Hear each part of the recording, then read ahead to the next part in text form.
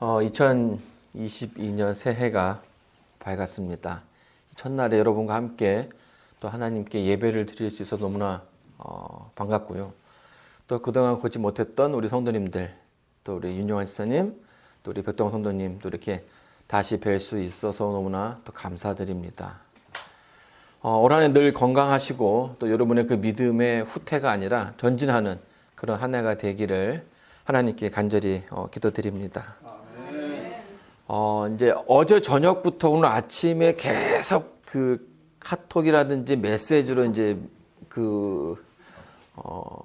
새해 인사들이 막 오기 시작했습니다. 이제 그 중에 여러분 다 아시는 이제 한자 성어가 하나 있는데 그게 뭐냐면 이제 송구영신이죠. 이 송구영신의 뜻이 뭘까요? 옛날 것은 다 뭐라는 겁니까? 보내고 새 것을 받아라 라는 얘기입니다. 근데 여러분 이 이야기가 굉장히 기독교적인 그 사상을 가지고 있어요. 여러분 이제 교회에 보게 되면 그 교회 첨탑의 맨 꼭대기에 뭐가 있습니까? 십자가가 있죠. 여러분 그 십자가는 어떤 의미를 가지고 있는 걸까요? 뭐 많은 의미를 가지고 있을 수 있습니다. 그렇죠?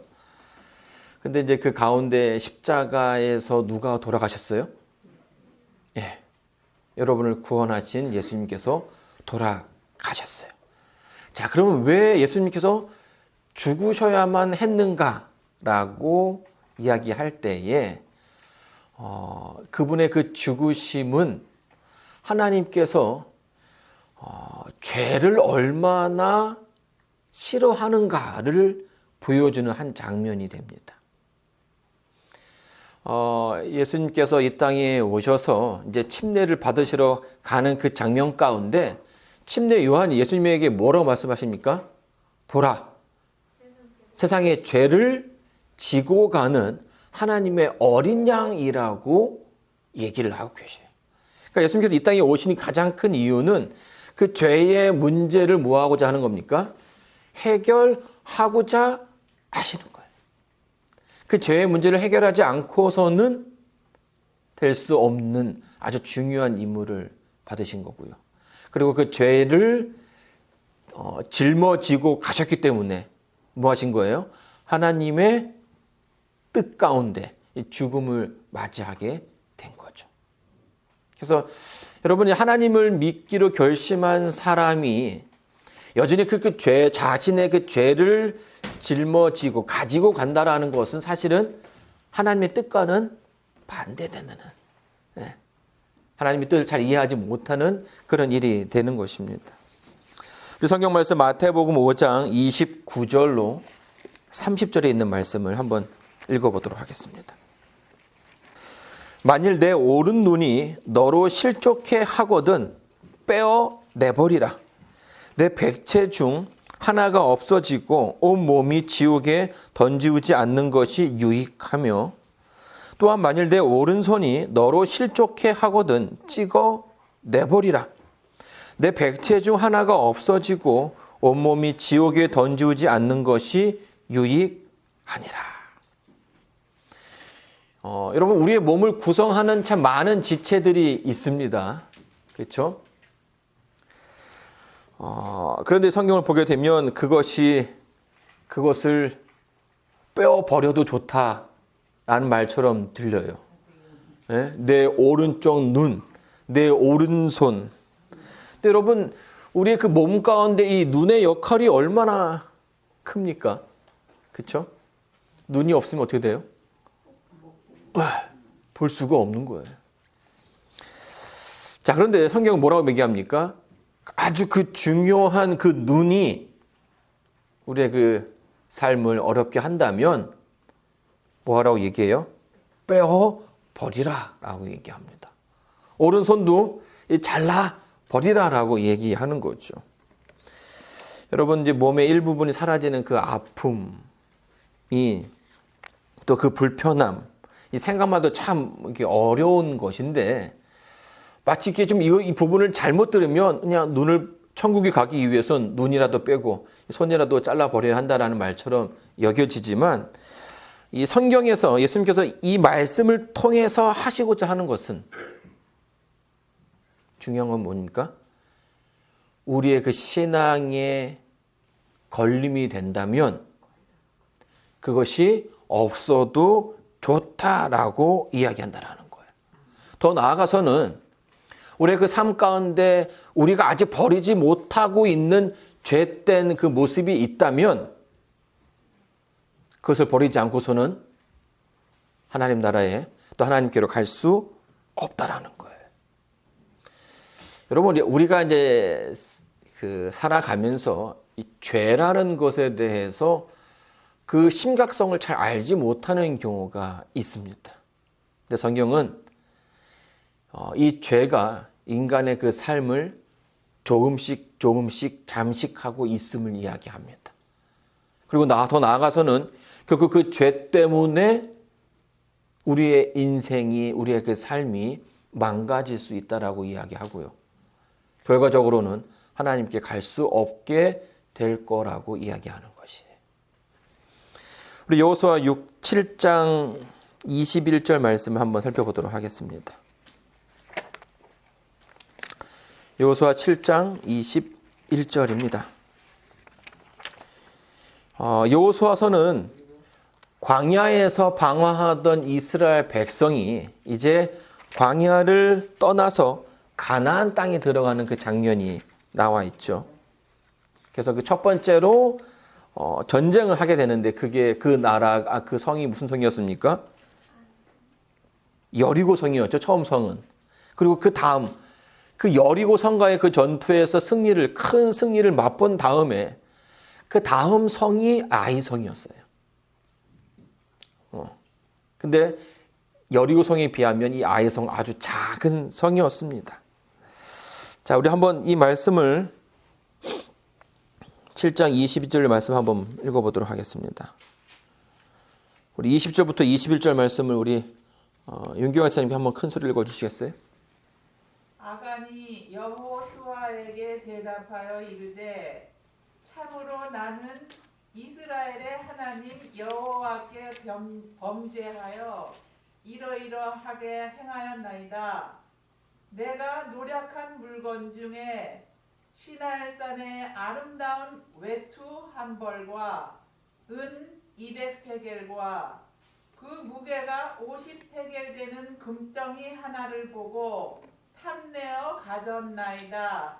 보소서, 이제 그 물건들을 내 장막 가운데 땅속에 감추었는데 은은 그 밑에 있나이다 하더라. 예, 감사합니다. 이 아이 성과의 싸움에서 이제 여리고 성에서 큰 승리를 얻은 이스라엘 백성이 막 업이 된 겁니다. 그래가지고 이 작은 성은 하나님께 구하지 않고도 우리가 이길 수 있다라고 생각해서 전쟁을 했는데 뭐 정말 혼비백산해서 도망쳐 나옵니다.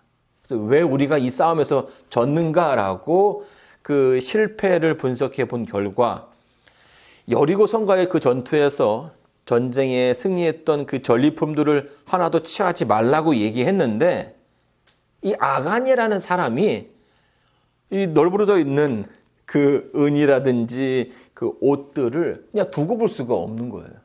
그래서 뭐 합니까? 그걸 취해서 아무도 모르게 그 땅속에다가 묻어 놓은 겁니다. 그래서 이 여호수아 7장에 보게 되면 하나님의 말씀을 어기고선 이익을 취한 자가 있으니 그래서 너희가 싸움에서 졌다라고 이야기를 합니다. 그래서 어떻게 해요? 제비를 뽑아서 그가 누구인지를 이렇게 점점 좁혀갑니다. 그래서 이스라엘의 12지파를 대표하는 대표자들이 와서 제비를 뽑게 되고요. 그리고 그 한 지파가 뽑혔을 때에 그 지파의 족속들, 또 어른들을 또 모아서 뽑고요. 또 그 어른들이 자기의 그 가족 구성원, 가족 대표, 가족 구성원 이렇게 4번의 투표를 뽑아서 통해서 마지막에 누가 뽑히게 된 겁니까? 이 아간이라는 사람이 뽑히게 된 거예요. 자, 그런데 참 중요한 것은 뭐냐면 그 제비를 뽑는 그 과정 가운데 모든 이스라엘 백성들이 지금 뭐 하고 있는 겁니까? 주목해 보고 있는 거 아니겠어요? 근데 점차 범위가 어떻게 되는 거예요? 좁혀옵니다. 한 지파에서, 한 족속에서, 한 가족 대표에서, 가족 구성원 점점 이렇게 다가오는데, 그럼에도 불구하고 이 아간은 뭐 하지 못하는 거예요? 자기의 그 죄가 얼마나 심각한 것인가에 대한 판단을 하지 못한 거예요. 특별히 여기 여호수아 7장 21절에서는 우리가 그가 아직도 자기의 그런 어떤 헛된 욕망을 버리지 못했다라는 사실을 발견하게 됩니다. 그래서 뭐라고 얘기합니까? 시날산에 아름다운 외투 한 벌이라는 표현을 쓰고 있어요. 지금 그것 때문에 뭐하게 생겼는데, 죽게 생겼는데, 그것 때문에 지금 죽을 운명임에도 불구하고 여전히 그 외투가 어떻게 보이는 거예요? 아름다워 보인다라는 겁니다. 스스로 자기의 그 죄를 버리지 못하고 있음을 고백하고 있는 것이죠. 그래서 이 여호수아 7장 이후에 보게 되면 이 아간이 결국 그 자신의 그 죄와 함께 죽임을 당하게 되는 것이에요. 이제 원주민들이 그 자신의 그 숲에 있는 원숭이들을 잡는 방법들이 있다고 얘기해요. 이 원숭이들이 얼마나 꾀가 많겠습니까? 그렇죠? 빠르기도 하고요. 나무도 잘 타고. 근데 사람들은 뭐 빠르지도 않고 나무를 탈 수 있는 것도 아니고. 근데 한 섬의 원주민들은 그 원숭이를 잡기 위해서 어떻게 하냐면 이 돌로 만든 항아리를 준비한다라고 얘기해요. 그리고 그 안에다가 뭘 넣어요? 네, 바나나와 뭐 땅콩 같은 것들을 넣어요. 근데 이 구멍을 아주 좁게 만들어요. 딱 손 하나만 들어갈 수 있게끔. 그럼 어떤 일이 벌어집니까? 네, 손을 놓고선 무언가를 잡는데 이게 보통 뭐 하지 않는 거예요? 나오지가 않는 거예요. 왜냐하면 이게 잡으면 주먹이 커지지 않습니까? 그러면 저쪽에서 이제 그 원주민이 다가옵니다. 잡으러 오는 거예요, 원숭이를. 그럼 뭐 해야 되는 거예요? 도망가야 되는데 이 안에 있는 이 바나나랑 땅콩을 포기할 수가 없는 겁니다. 그래서 결국 어떻게 되는 거예요? 결국 이것 때문에 잡히게 된다는 거예요. 여러분, 사람이나 동물은 크게 다르지 않은 것 같아요. 자기가 지금 어떤 상황에 처해 있는지 알면서도 뭐 하는 겁니까? 이 죄에 대한 또 자신의 그 실수에 대해서 잘 인지하지 못한다라는 거예요. 예수님께서 마태복음 5장에서 뭐라고 얘기합니까? 그것이 만약 너로 하여금 실족하게 만든다면, 우리가 신앙생활 할 때에 내가 가지고 있는 그 잘못이, 그 실수가 나로 하여금 우리의 믿음을 온전케 하지 못하게 한다면, 또 하나님께로 가는 그 길을 막아선다면 뭐라는 거예요? 그것이 없어도 된다라는 거예요. 결과적으로, 결론적으로 보게 되면 그것이 없는 것이 오히려 뭐 한다라는 거예요?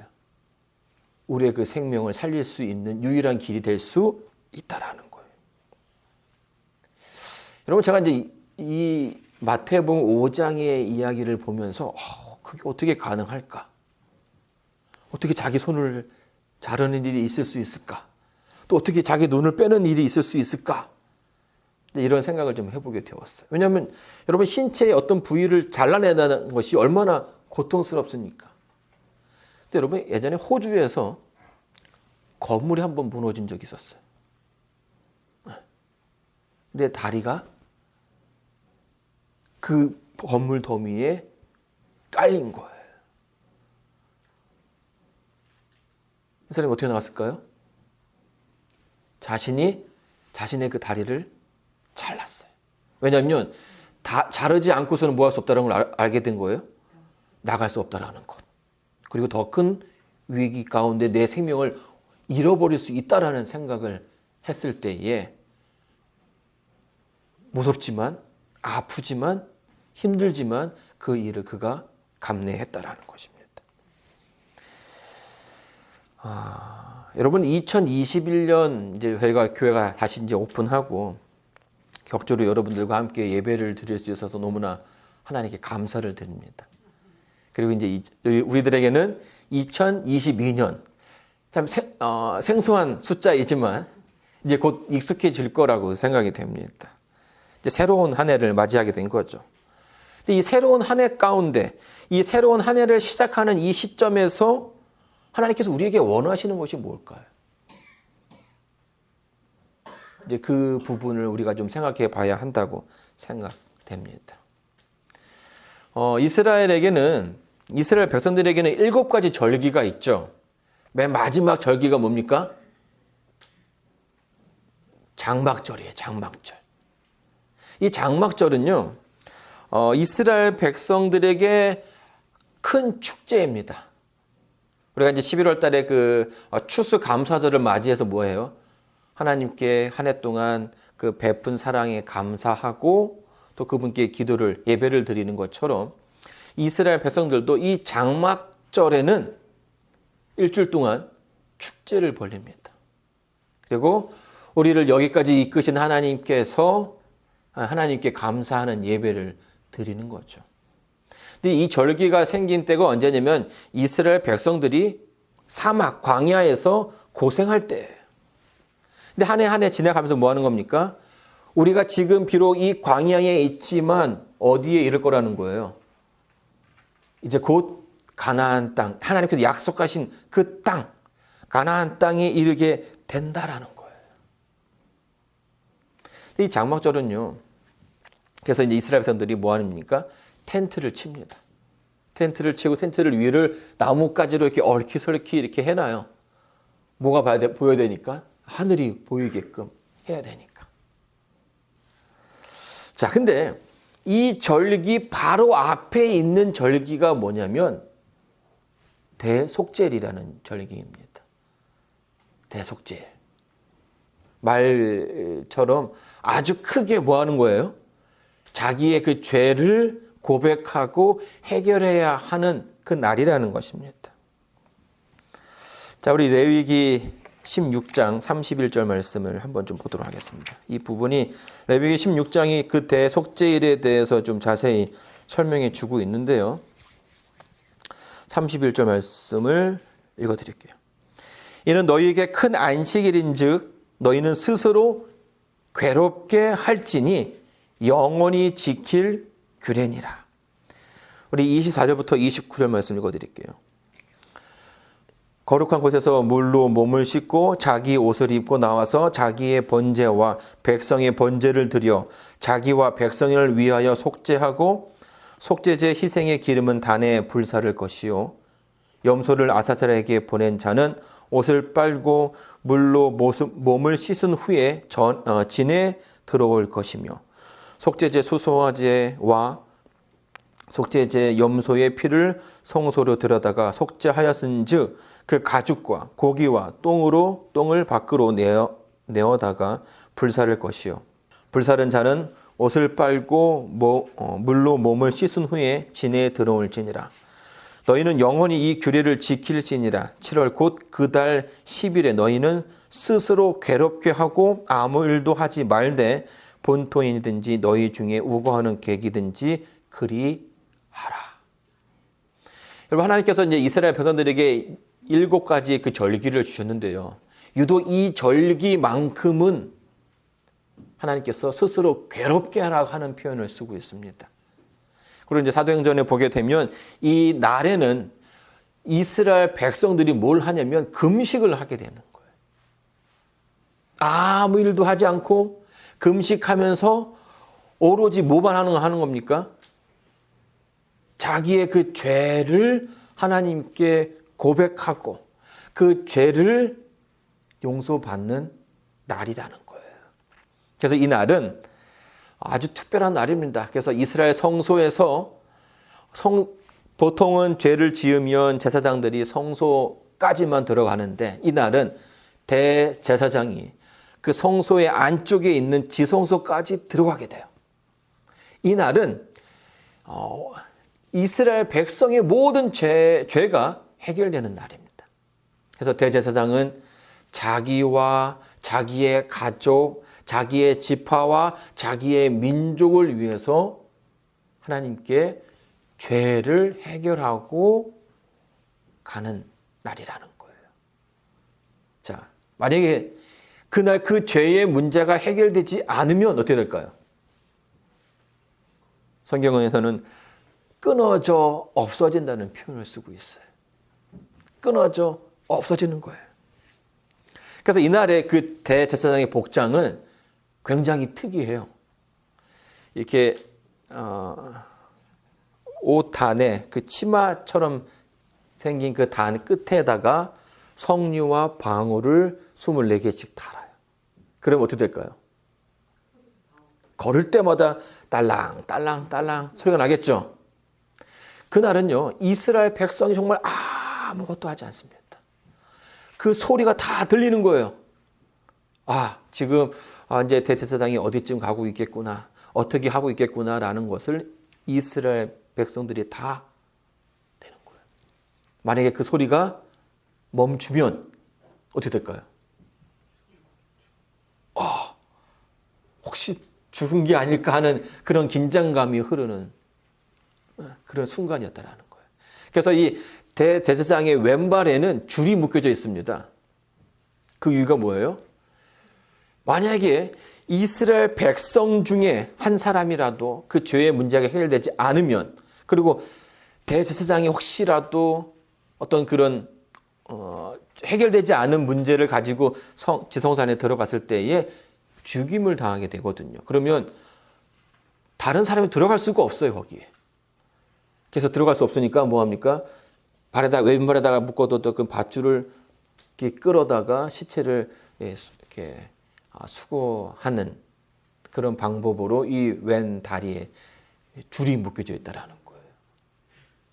이 말은 그만큼 그 날에 이스라엘 백성들이 그 죄의 문제를 해결하는 것이 굉장히 중요하다라는 거예요. 여러분, 이날 자신의 그 죄의 문제를 해결하지 못한 사람은 이스라엘로부터 끊어지게 되었고요. 그리고 그 끊어진 사람은 결국 장막절, 하나님의 나라를 상징하는 그 장막절에 들어가지 못한다라는 것을 이야기하는 거예요. 그래서 뭐라는 겁니까? 스스로 자기를 괴롭혀서 자기의 죄를 생각나게 하고 그 죄를 하나님 앞에 내어놓고 끊어버리라는 거예요. 마태복음 22장에 보게 되면 예수님께서 이런 비유를 하십니다. 한 나라의 왕이 큰 잔치를 베풀었어요. 그래서 그 나라의 모든 귀인들을 초청했는데 사람들이 그 잔치에 오지 않는 것입니다. 그래서 하인들을 시켜서 저작거리, 시장거리에 나가가지고 모든 사람들을 다 초청해요. 자, 우리 11절 말씀을 제가 읽어드리겠습니다. 10절부터 읽겠습니다. 종들이 길에 나가 악한 자나 선한 자나 만나는 대로 모두 데려오니 혼인자리에 손이 가득한지라. 임금이 손을 보러 들어올세 거기서 예복을 입지 않은 한 사람을 보고 가로되 친구여 어찌하여 예복을 입지 않고 여기에 들어왔느냐 하니 저가 유구무원이거늘. 임금이 사환들에게 말하되 그 수족을 결박하여 바깥 어두움에 내어 던지라. 거기서 슬피 울며 이를 갈미 있으리라 하니라. 청함을 받은 자는 많되 택함을 입은 자는 적으니라. 여러분, 사실 이 부분에 대해서 좀 이렇게 이해가 필요한데요. 보통 어떤 그 잔치, 왕이 잔치를 베풀게 되면 그 잔치에 걸맞는 옷까지도 다 보내주게 됩니다. 그러면 뭐라는 거예요? 그 예복에 맞는 옷을 입고 오라는 거거든요. 그런데 다른 사람들은 다 그 옷을 입고 왔는데 여기에 지금 등장하는 이 사람은 뭐 한 겁니까? 나는 이 옷이 편하니 내가 그냥 입고 있던 옷을 가지고 가겠다라고 얘기한 겁니다. 그래서 어떻게 된 거예요? 자신의 그 옛날의 그 삶을 버리지 못한 사람들, 자기의 그 죄된 삶을 해결하지 못한 사람들이 어떻게 될 것인가에 대해서 예수님께서 지금 이 말씀을 통해서 오늘 보여주고 계시는 겁니다. 하나님의 그리스도의 의를 입지 않는 사람, 여전히 그 자기의 옷을 고집하고 사랑하는 사람들은 하나님의 나라에 갈 수가 없는 것이에요. 여러분, 아담과 하와가 죄를 범한 다음에 무화과로 자기의 옷을 만들어 입었습니다. 그러면 아시는 것처럼 이파리로 만든 옷이 얼마나 오래 가겠어요? 그래서 하나님께서 그들에게 무엇을 지어 입히셨습니까? 가죽옷이죠. 그 가죽은 어떤 동물의 가죽이에요? 양의 가죽입니다. 그 옷을 입은 사람만이 하늘에 갈 수 있다라는 거예요. 여러분, 유대 백성들은요, 지금 이스라엘 백성들은요, 지금도 장막절을 지킵니다. 근데 아주 특이해요. 그 이스라엘에 가게 되면 그 건물들이 베란다가 있는데 베란다가 이렇게 한쪽으로 쭉 올라간 게 아니라 이렇게 지그재그로 되어 있어요. 그래서 이제 그걸 왜 그러냐고 물어보니까 이 장막절에는 텐트를 집에서 자는 게 아니라 텐트를 쳐서 그 텐트 안에서 생활을 해야 하는데 이 텐트의 조건은 하늘이 보여야 한다라는 거예요. 근데 베란다가 계속 이렇게 쭉쭉쭉 올라가면 하늘을 제대로 볼 수 없으니까 하늘을 제대로 볼 수 있게끔 이 베란다의 모습을 지그재그로 해서 모두가 다 하늘을 볼 수 있게끔 만들었다라는 겁니다. 여러분, 물론 이제 우리와는 좀 다른 어떤 생각들을 하고 있지만 그들이 지금도 이 장막절을 지키는 이유가 뭐예요? 이 땅은 우리의 거할 곳이 아니라는 겁니다. 더 나아가서는 하나님께서 약속하신 그 가나안 땅은 어디라는 겁니까? 하늘 나라라는 거예요. 여러분, 2022년이 우리들에게 새롭게 주어졌습니다. 자, 그렇다면 우리의 그 삶 가운데 새로움이 시작되었다면 그 옛날 것은 뭐여야 되는 것이에요? 버리고 해결하고 가야 한다라는 거예요. 여러분, 하나님께서 사실은 우리가 이제 2021년과 2022년을 구별하지만 딱히 새로운 건 없거든요. 그렇죠? 네. 그냥 어제와 같은 오늘이 계속 시간은 흘러가는 것이기 때문에 그러나 그럼에도 불구하고 그 시간이라는 것 어떤 그 지점을 정해서 우리에게 새로운 한 해라고 얘기하시는 것은 뭐냐면 이 땅에서 우리의 그 삶의 문제들을 해결하고 가야 한다라는 거예요. 2021년 우리의 그 삶 가운데 나를 괴롭게 했던 일들이 있다면 또 내가 하나님의 그 뜻대로 살아가지 못해서 고민하는 부분들이 있었다면 2022년에는 뭐라는 겁니까? 그 문제들을 해결하고 새롭게 시작해 보라는 거예요. 그 새로움이 우리의 그 삶 가운데 있게 될 것이고 그 새로움이 하나님께서 여러분에게 주시고자 하는 선물이라는 거예요. 여러분, 예수님의 십자가는요, 뭡니까? 인간의 그 죄가 어떻게 해결될 것인지를 미리 보여주신 거예요. 하나님의 아들이었지만 인간의 그 죄를 감당한 하나님의 아들이 어떻게 되었는지를 보여주게 됩니다. 그리고 그 가운데 하나님의 능력을 믿었던 예수님께서 다시 부활하신 것처럼 그분을 믿는 사람들이 새로운 삶을 살 수 있게 됨을 우리에게 이야기해 주고 있습니다. 사랑하는 성도 여러분, 2022년 여러분에게 새로움이 있게 되기를 간절히 바랍니다.